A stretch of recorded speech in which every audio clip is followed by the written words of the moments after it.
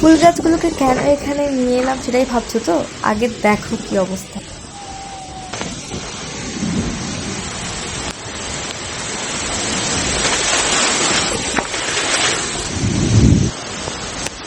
এত ঝড়ের মধ্যে আমি আমার গাছগুলোকে বাঁচানোর জন্য ছাদে চলে এসেছি, আর দেখো কি পরিমাণ ঝড় হাওয়া দিচ্ছে, তারপরে আমি গাছগুলো কোনো রকম করে চলে এসেছি। এই যে দেখতে পাচ্ছ, প্রথমে আমরা এখানে লিচু পেড়ে খাচ্ছিলাম, তারপরে একটু ওয়েদারটা ডাস্কি টাইপের হয়ে এসেছে, অতটাও বুঝতে পারিনি, বেশ ভালো হাওয়া দিচ্ছে তো আমরা লিচু এনজয় করছিলাম। আর ঠিক এরমই ওয়েদার ছিল, আর তারপরে যে ঝোড়ো হাওয়া শুরু হয়েছে, আমি তো রিস্ক না নিয়ে আমার সব গাছগুলো নিয়ে চলে এসেছি। সব গাছ তো তুলে আনা পসিবল নয়, তো যেগুলো আনা সম্ভব বা একদমই নতুন গাছ সেগুলোকে এনেছি। আর তারপরে আমি নিজের জন্য কয়েকটা লিচু পেড়ে দেখছিলাম, এর মধ্যে তো সবাই খাওয়া শুরু করে দিয়েছে।